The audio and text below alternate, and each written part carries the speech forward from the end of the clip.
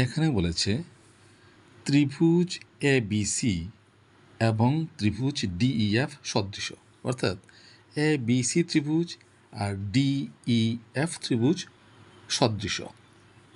এদের পরিসীমা যথাক্রমে 30 সেন্টিমিটার এবং 40 সেন্টিমিটার, অর্থাৎ এই ত্রিভুজের এবিসি ত্রিভুজের পরিসীমা হচ্ছে 30 সেন্টিমিটার আর ডিইএফ এই ত্রিভুজের পরিসীমা হচ্ছে 40 সেন্টিমিটার। আর কি বলেছে, বিসি বাহুর দৈর্ঘ্য 12 সেন্টিমিটার।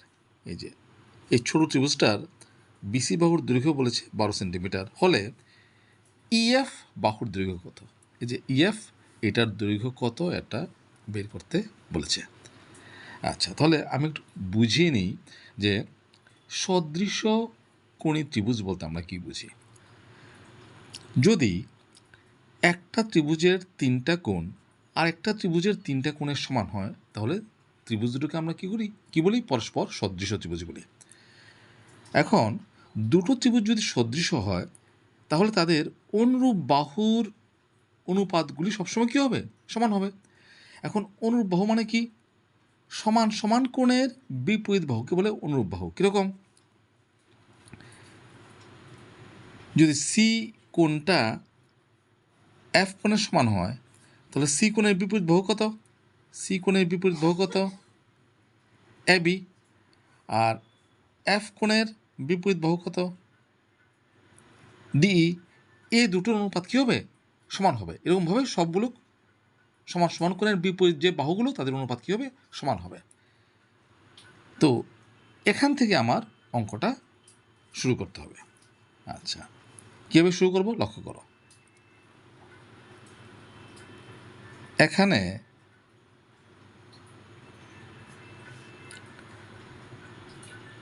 বলেছে যে কি, ত্রিভুজ এ বি সি ত্রিভুজ এ বি সি ও ত্রিভুজ ডিইএফ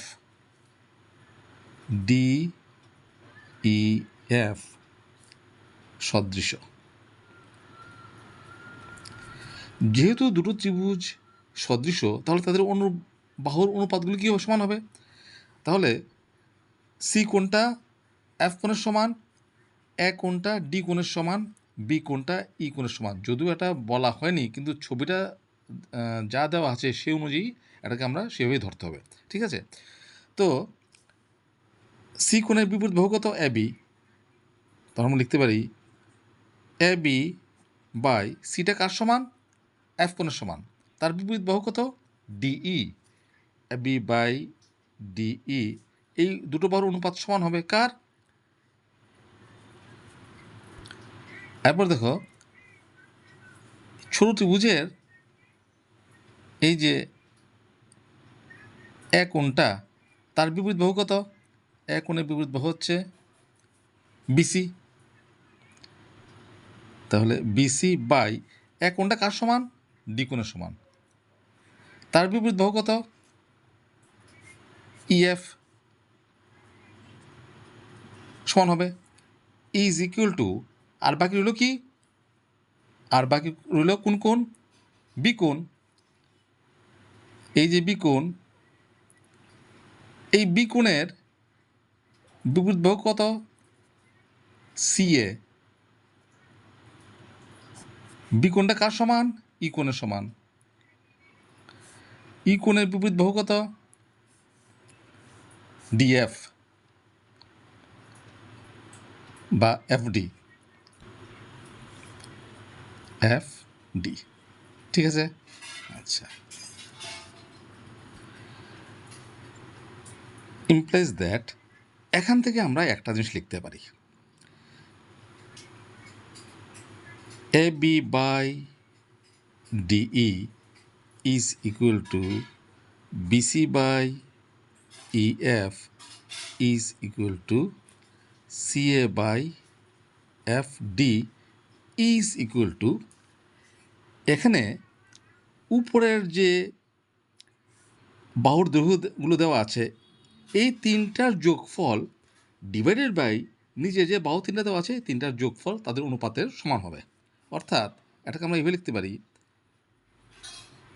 এ বি প্লাস তারপর কী আছে বিসি, বিসি তারপর কী আছে সিএ, সিএ বাই নিচে কত আছে ডিই, ডিই প্লাস কত আছে EF, EF plus FD, FD.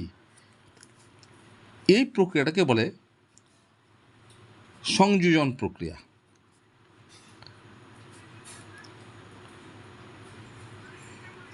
সংযোজন প্রক্রিয়া, এই সংযোজন প্রক্রিয়াটা এখানে প্রয়োগ করলাম।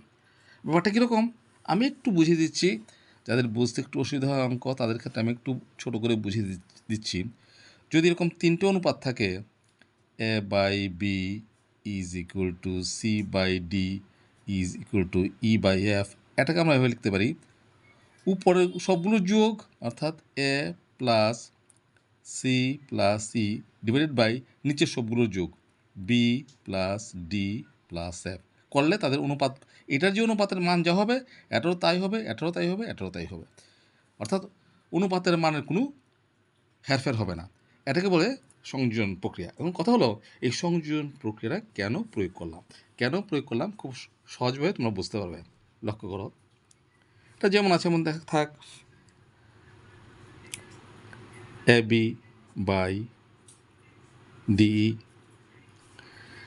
Is equal to BC by EF is equal to CA by FD is equal to কী আছে A B plus BC plus CA, A B plus BC plus CA তার মানে কি তিনটে বাহুর যোগফল।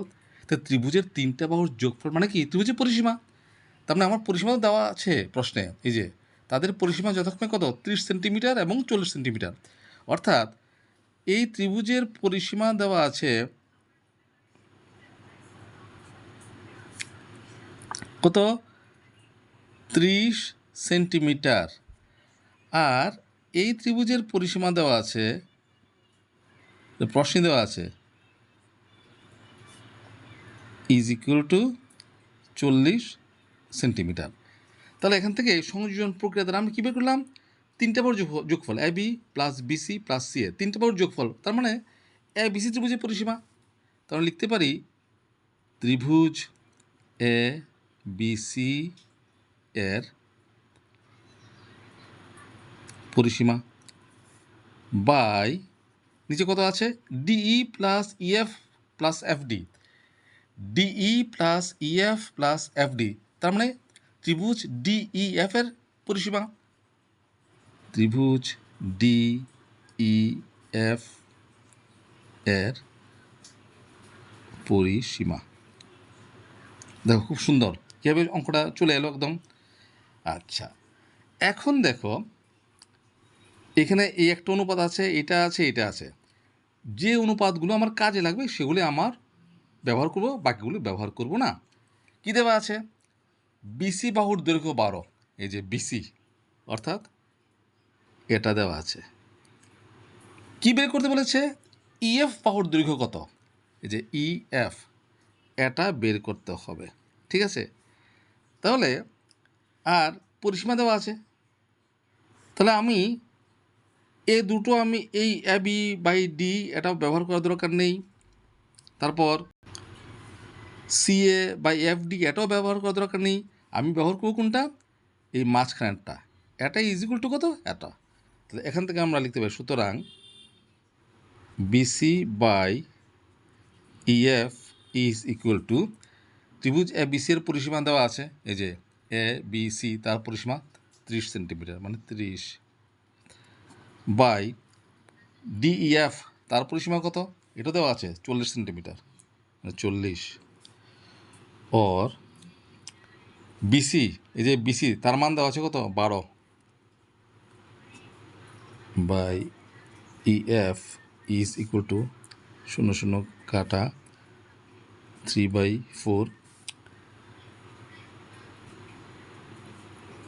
और বজ্রগুণ মানে কোনাকুনি গুণ 3 into EF is equal to 12 into 4 or EF is equal to 12 into 4 by 3টা নিচে চলে আসবে 3 কে 3 3 4 12 তাহলে 4 4 16 তাহলে EF এর মান কত বেরোলো EF এর মান বেরোলো 16 সেমি এটা তো বের করতে বলেছে এই যে EF বাহুর দৈর্ঘ্য কত EF বাহুর দৈর্ঘ্য কত বেরোলো 16 সেন্টিমিটার আনসার সুন্দর অঙ্ক তাহলে দেখো অঙ্ক দুটোর মধ্যে প্রধান যে জিনিসটা আমার চিন্তা করতে হবে সেটা কি পরিসীমা দেওয়া আছে এখন পরিসীমা কেমন করে বের করবো পরিসীমা তো এটার মধ্যে দেওয়া নেই কিন্তু সংযোজন প্রক্রিয়া প্রয়োগ করার ফলে আমি কিন্তু পরিসীমাটা বেড়ে গেল অর্থাৎ সংযোজন প্রক্রিয়া মানে কি উপরের 3টা বাহুর যোগফল ডিভাইডেড বাই নিচের 3টা বাহুর যোগফল তার মানে পরিসীমা উপরটা হচ্ছে ABC ত্রিভুজের পরিসীমা নিচেরটা হচ্ছে DEF ত্রিভুজের পরিসীমা প্লাস মান বসিয়ে দিলাম কাটাকাটি করলাম EF এর মান বেরিয়ে গেল খুব সুন্দর অঙ্ক